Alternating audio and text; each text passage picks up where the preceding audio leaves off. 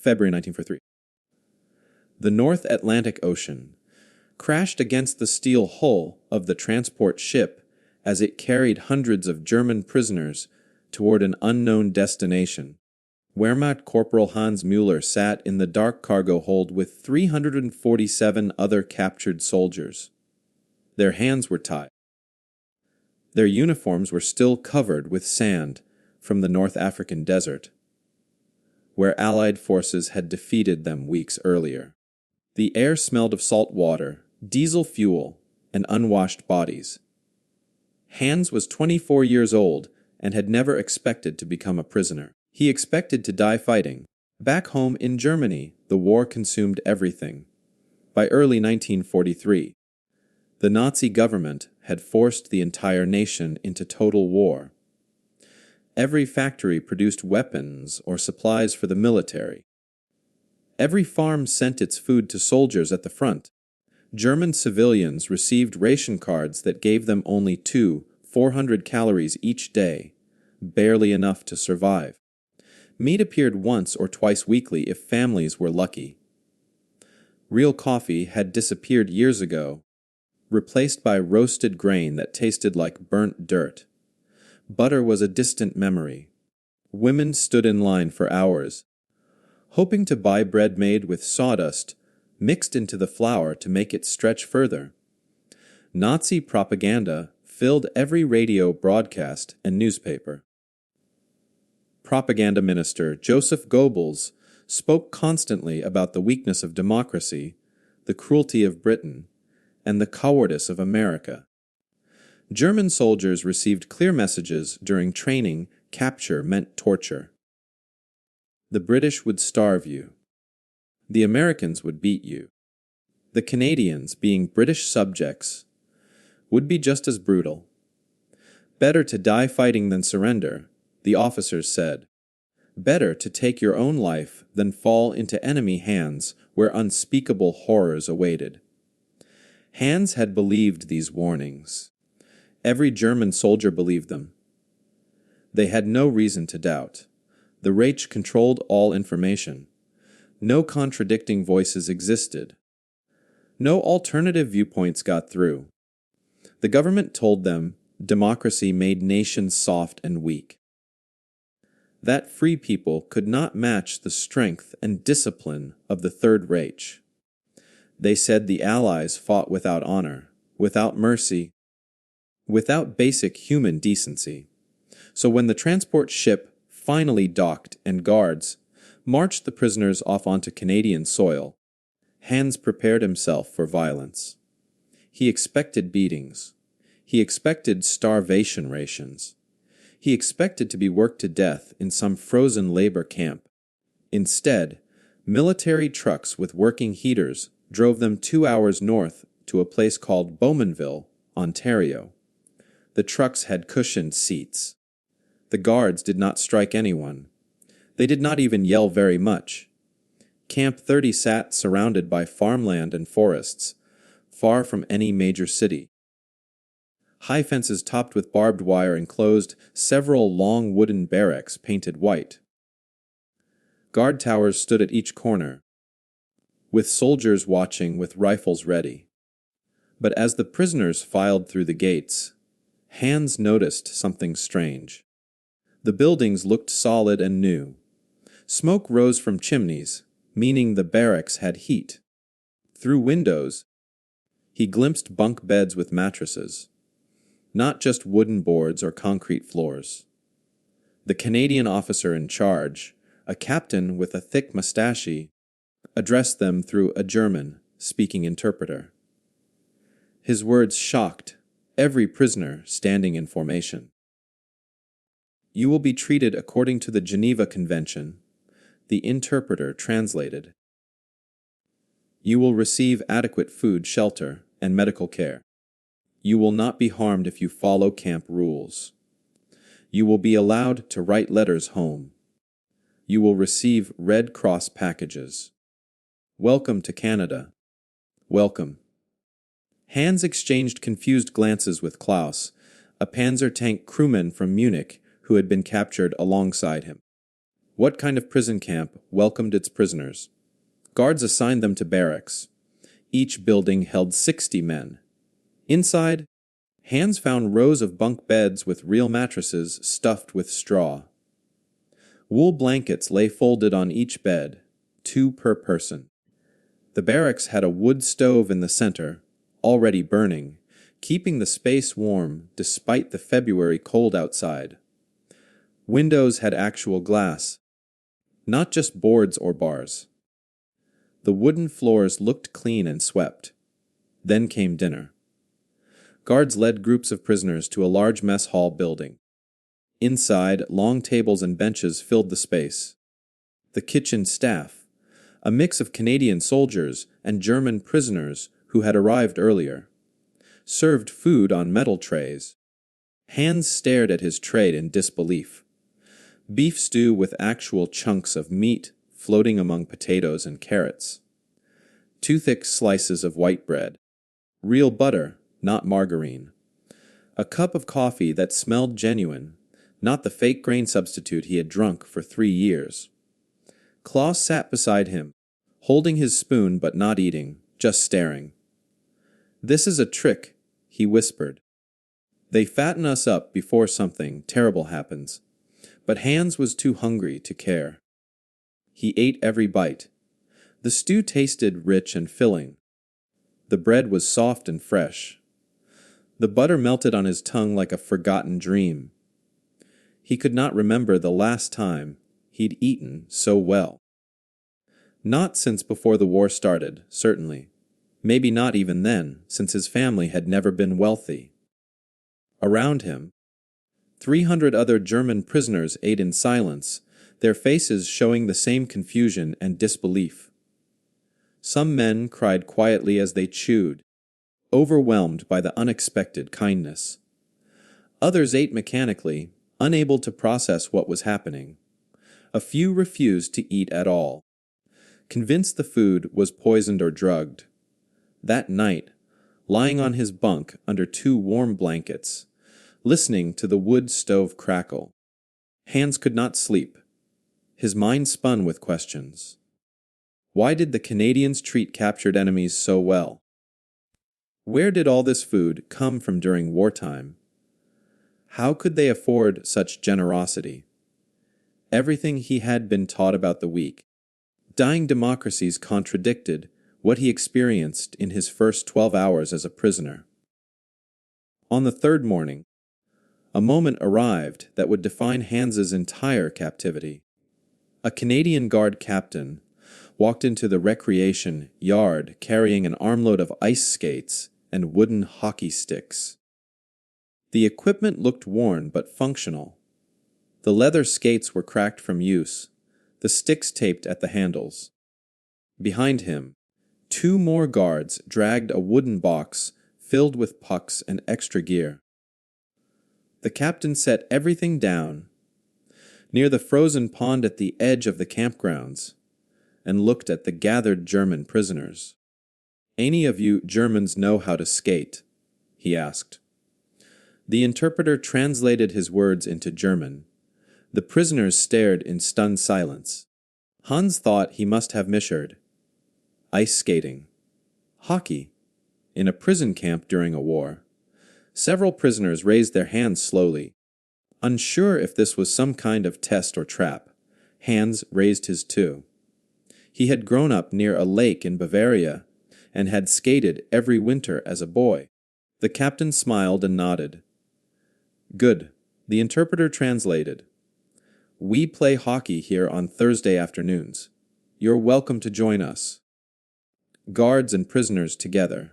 It helps pass the time.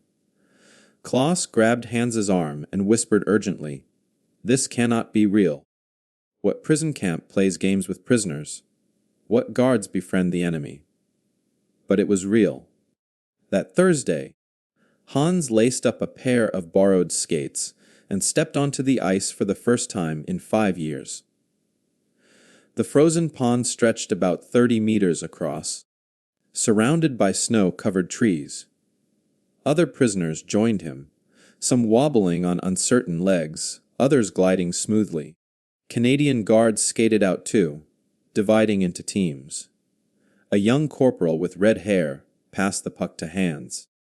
"You're on my team," he said through gestures and broken German. "Let's beat these guys." For 2 hours they played. Wehrmacht soldiers and Royal Canadian Artillery guards, chasing a rubber puck across the ice, shouting and laughing when someone fell, cheering when someone scored. A German boat officer who had served in the Atlantic glided past a Canadian sergeant and slapped the puck into the makeshift goal.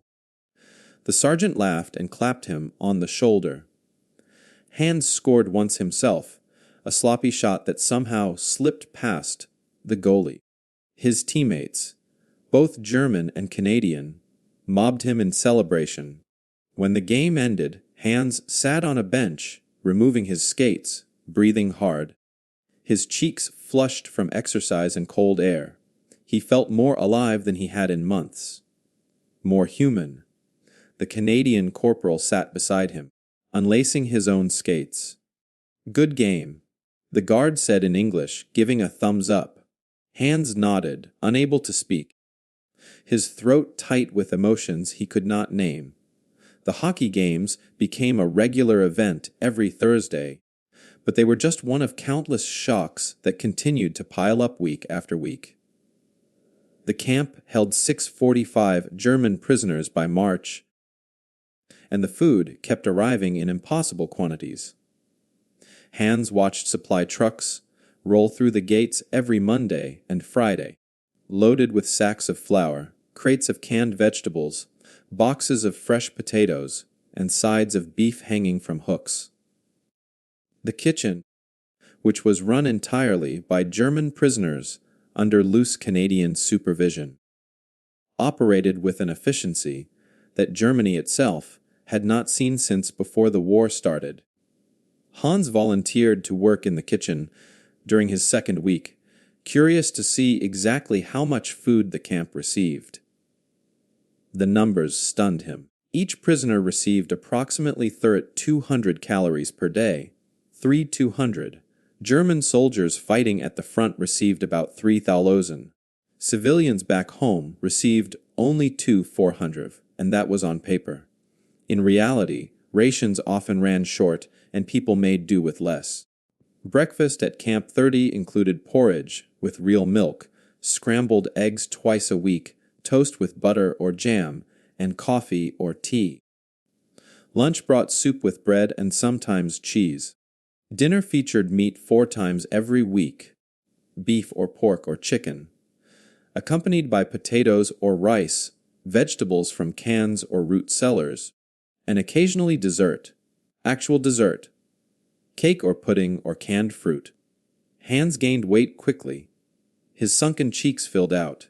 His ribs, which had shown clearly through his skin after months in North Africa, disappeared under healthy flesh. He was not alone.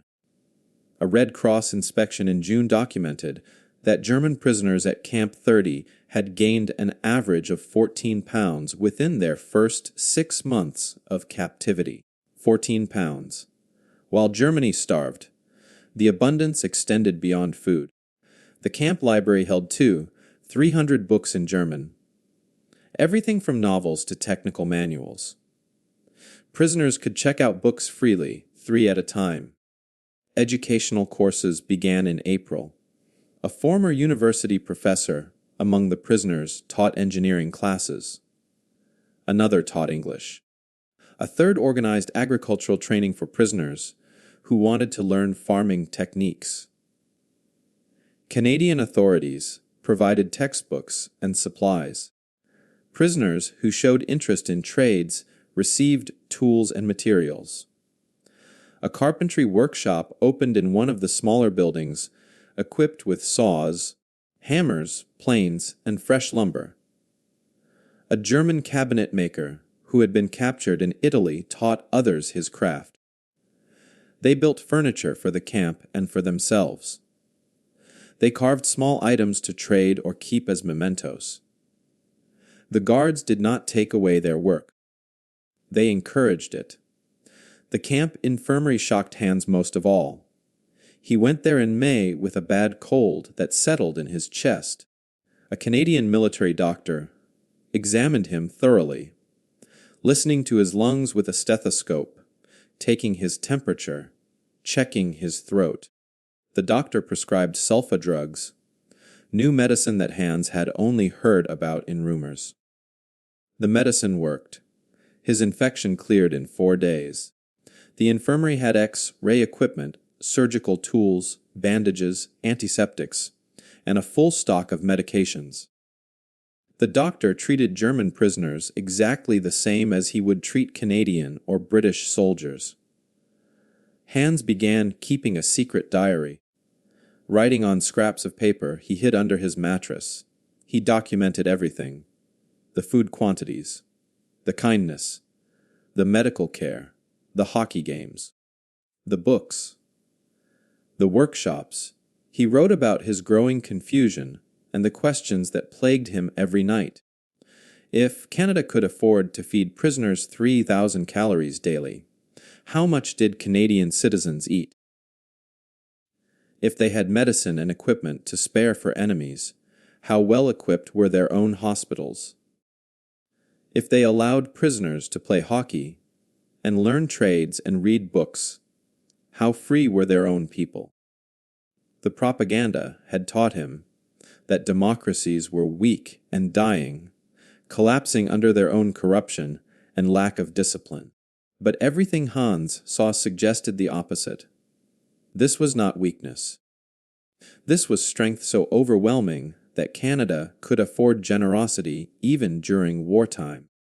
This was wealth so vast that feeding prisoners, well, barely made a dent in their resources. This was confidence so deep that guards could play hockey with enemy soldiers without fear. Christmas Eve 1943 arrived with heavy snow falling across Camp 30.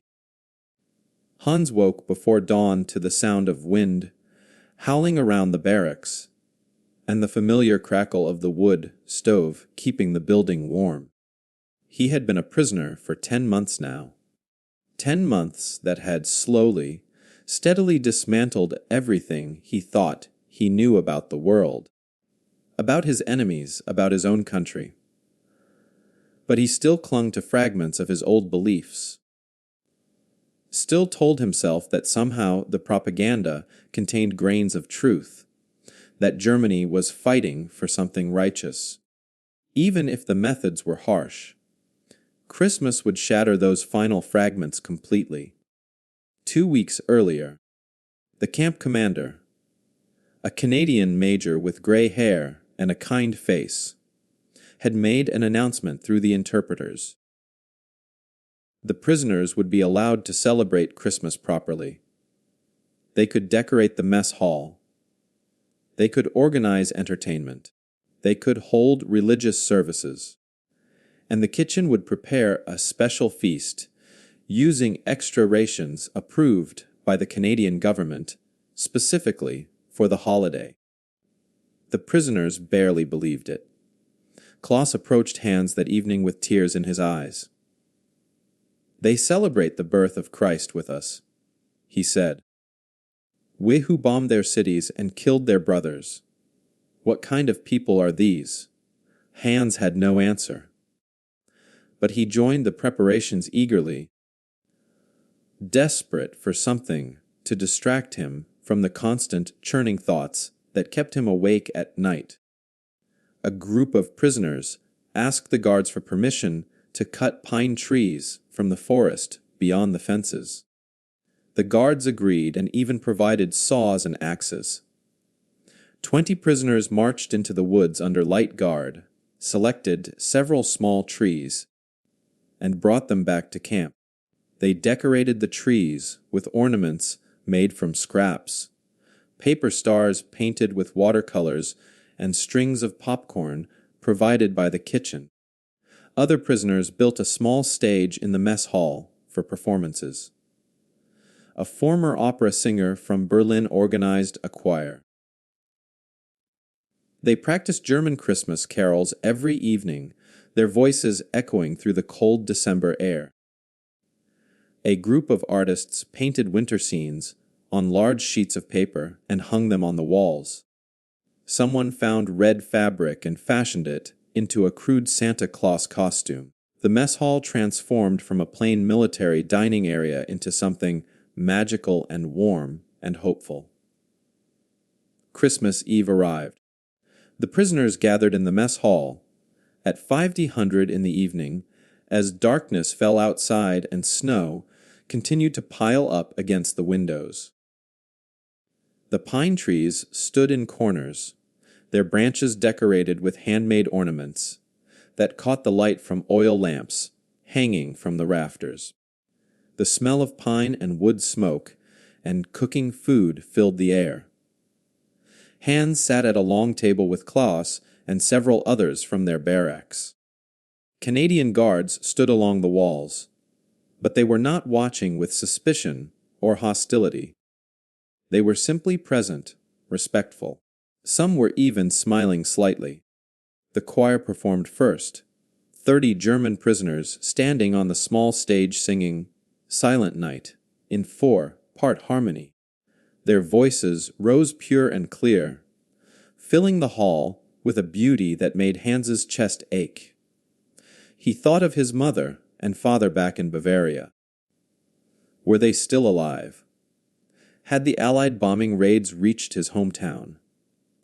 Were they huddled in a freezing basement right now, eating turnip soup if they were lucky, listening to air raid sirens wail? Then came the feast. Kitchen workers brought out platters and bowls piled high with food that seemed impossible, even after 10 months of abundance.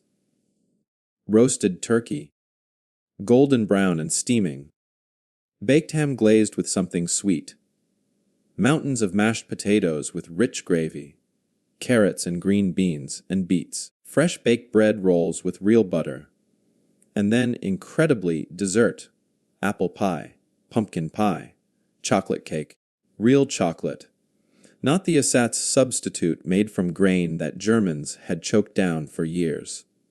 Hans stared at his plate, unable to move, unable to think.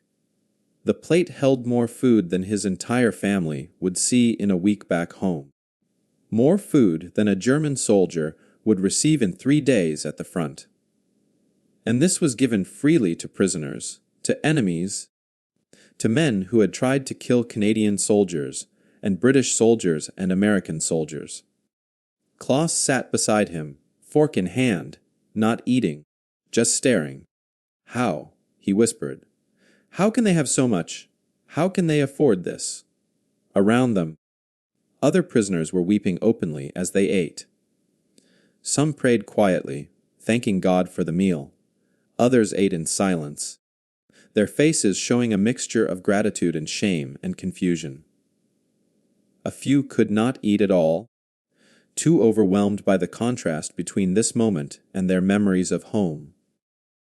A Canadian Guard sergeant stood nearby, a young man, perhaps 25 years old, watching the prisoners with an expression of quiet satisfaction. Hans caught his eye. The sergeant nodded slightly, a gesture of acknowledgement, of shared humanity across the divide of war. In that moment, something inside Hans broke apart completely. He understood with sudden, crushing clarity that the propaganda had been completely backwards. Germany was not fighting weak, dying democracies. Germany was fighting a civilization so strong, so wealthy, so confident in its own power, that it could afford to treat its enemies with kindness. A nation that fed prisoners better than Germany fed its own soldiers was not losing the war. That nation had already won, even if the shooting continued for years. The outcome was inevitable because the foundations were so vastly different. Democracy had not made Canada weak. It had made Canada rich. Free people working for themselves, keeping the fruits of their own labor, choosing their own paths, had created abundance beyond anything Hans had imagined possible. Meanwhile, the Third Reich, with all its talk of strength and discipline and sacrifice, had created only scarcity and suffering and lies. After dinner, Hans walked outside into the falling snow. He needed air. He needed space to think. A guard followed at a distance but did not stop him. Hans stood in the yard, looking up at the dark sky, snowflakes landing on his face and melting. He thought about the hockey games, the library books, the medical care, the carpentry workshop, the educational classes. He thought about gaining 14 pounds while his countrymen starved. He thought about guards who played sports with prisoners instead of beating them. That night he returned to his bunk and pulled out his hidden scraps of paper. By the dim light of a small candle, he wrote words that would have gotten him executed if German authorities ever read them. They treat us like humans because they have so much they can afford humanity. We were told democracy made nations soft. Instead, it made them wealthy and confident enough to play hockey with men who tried to kill their brothers. This is not weakness. This is power we never understood. This is strength we cannot match. He wrote about the Christmas feast and what it meant. My family eats turnips if they are lucky. German soldiers at the front receive black bread and thin soup.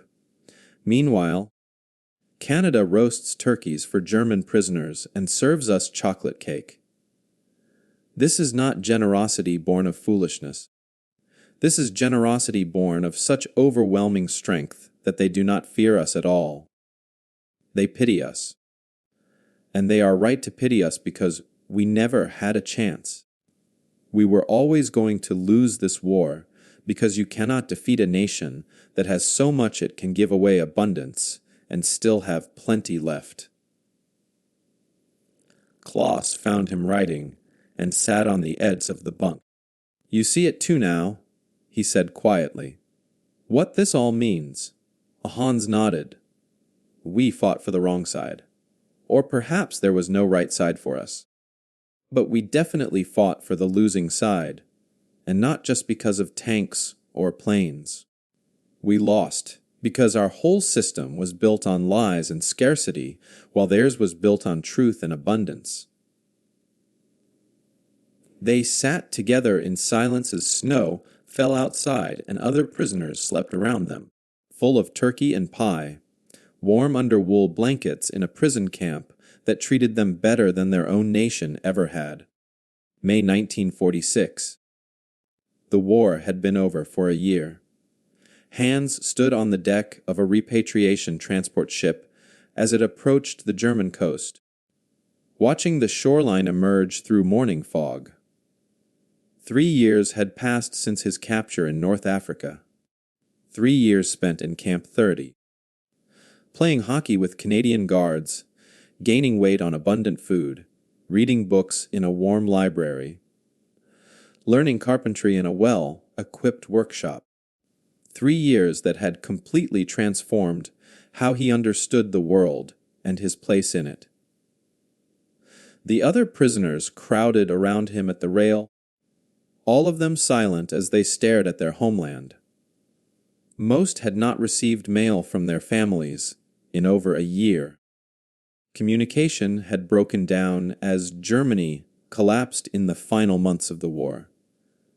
They did not know what they would find. They did not know who had survived. The ship docked at Cuxhaven. Hans walked down the gangway, carrying a small canvas bag that held everything he owned, his old Wehrmacht uniform, cleaned and mended. A few books from the camp library that the Canadians had let him keep, some letters from his parents. The last ones that had gotten through in 1944. A small wooden box he had made in the carpentry workshop, and a worn hockey puck given to him by the red-haired Canadian corporal on his last day at Camp 30. The corporal had pressed the puck into Hans's hand and said through an interpreter, "Remember that enemies can become friends. Remember that kindness is not weakness. Remember what you learned here. Hans had thanked him with tears in his eyes, unable to speak, and tucked the puck carefully into his bag. It was the most valuable thing he owned. Nothing prepared him for what he saw when he stepped onto German soil. Cuxhaven lay in ruins. Buildings stood as hollow shells, their walls cracked and crumbling, their windows empty holes. Rubble filled the streets. Military personnel directed groups of German prisoners of war toward processing centers. Civilians moved through the wreckage like ghosts, their faces hollow and gray, their clothes hanging loose on starving bodies. Hans walked through the town in shock. This was worse than he had imagined, worse than the stories other prisoners had whispered about Allied bombing campaigns. Every block showed destruction. Every face showed suffering. Children sat in doorways with vacant eyes, their bellies swollen from hunger. Old women picked through rubble, looking for anything useful, anything salvageable. The smell of smoke and rot hung in the air. At the processing center, a tired Allied officer checked his papers and gave him travel documents for the train to Bavaria. "Food situation is bad," the officer said in broken German. "Current rations are about 200 calories per day. Black market if you have money or goods to trade. Good luck." Funds 200 calories, half of what German civilians received during the war, and less than half of what Hans had been eating in Camp 30. He had gained 30 pounds during his captivity. Now he was returning to a country where people were starving, where children begged for scraps, where the infrastructure had been bombed into rubble.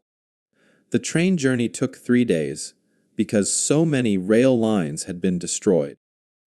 The train stopped frequently for track repairs or to wait for clearance through damaged sections. Hans shared a cramped car with 40 other returning prisoners and civilians. Nobody talked much. They just stared out the windows at the passing devastation. Cities reduced to ruins. Bridges blown apart. Factories destroyed. Farmland scarred with bomb craters. When Hans finally reached his hometown in Bavaria, he almost did not recognize it. The train station where he had departed as a young soldier in 1941 was now just a pile of twisted metal and broken concrete.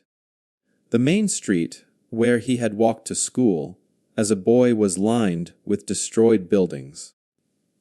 The church where his family had attended services every Sunday stood roofless, its walls blackened by fire. He walked through the ruins toward his family's neighborhood, his heart pounding, terrified of what he might find.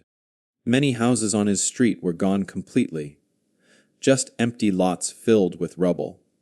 But his family's building still stood, damaged but standing.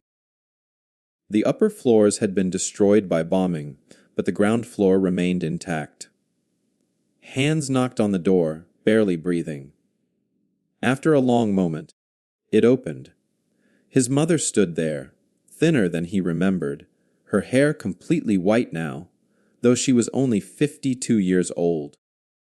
She stared at him for several seconds, as if she could not believe her eyes. Then she cried out and pulled him into her arms, sobbing against his chest. His father appeared behind her, leaning heavily on a cane, his face gaunt and aged. They pulled Hans inside to what remained of their home. The family now lived entirely in 3 rooms on the ground floor. The furniture was mostly gone, burned for heat during the terrible winter of 1945. They had a small stove, a table, 2 chairs, and mattresses on the floor. The windows were covered with boards, because there was no glass available to repair them. They sat together and talked for hours. His parents told him about the bombing raids, the shortages, the deaths of neighbors and friends. His younger sister had died of illness in 1944, weakened by malnutrition.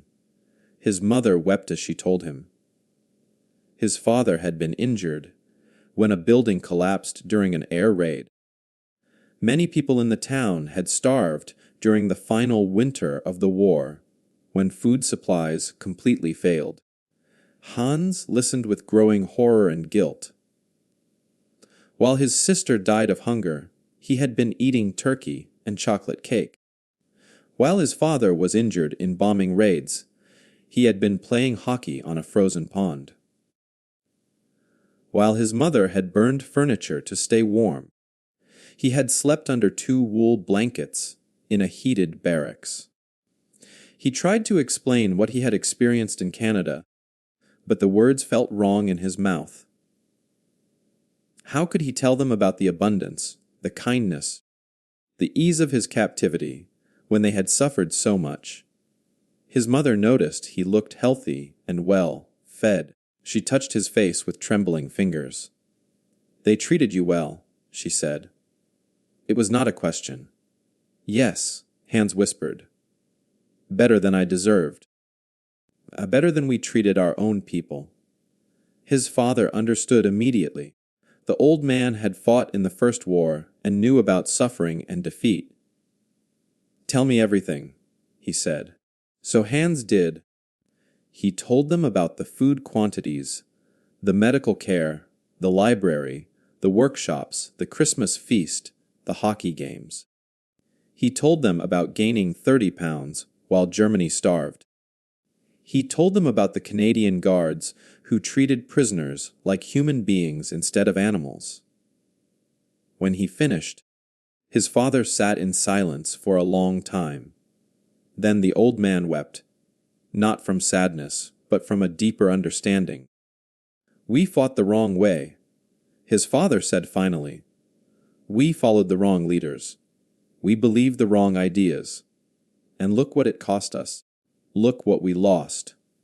Hans pulled the hockey puck from his bag and set it on the table. His parents stared at it. This strange rubber disc that meant nothing to them, but everything to him. "A guard gave this to me when I left," Hans explained. "He said to remember that enemies can become friends." That kindness is not weakness. Over the following months and years, Hans worked to help rebuild his town. He used the carpentry skills he had learned at Camp 30 to repair damaged buildings. He taught others what he knew. He never hid his experience as a prisoner. When people asked, he told them the truth about how well he had been treated, how much food he had received, how the Canadians had shown him more kindness than his own government ever had. In 1948, he became a teacher at the reopened school. He kept the hockey puck on his desk for the next 40 years. Students always asked about it. This strange object in a country where almost nobody played ice hockey. Hans would pick it up, feel its weight in his hand, and tell them the story. He told them about Camp 30 and the guards who played sports with prisoners. He told them about democracy and abundance and the power of treating people with dignity. "This puck taught me something important," he would say to his students. "Strength is not proven by how cruelly you treat your enemies. Strength is proven by how much humanity you can afford while still defeating them." The Canadians did not beat us just with bombs and tanks. They beat us with butter and blankets and kindness. They beat us by showing us that everything our leaders told us was a lie. Democracy did not make them weak. It made them so wealthy and so confident that they could play hockey with men who had tried to kill their brothers. That is real power. That is strength. We never understood. The lesson stayed with his students. Some of them became leaders in the new West Germany, helping build a democratic nation from the ruins of the Third Reich. They remembered their teacher's hockey puck and what it represented. The real shock was not the games, or the food, or the kindness itself. The real shock was realizing that the civilization you were told was weak and dying could afford to feed its prisoners better than your own empire fed its soldiers. That was when you knew the war had been lost before it even began.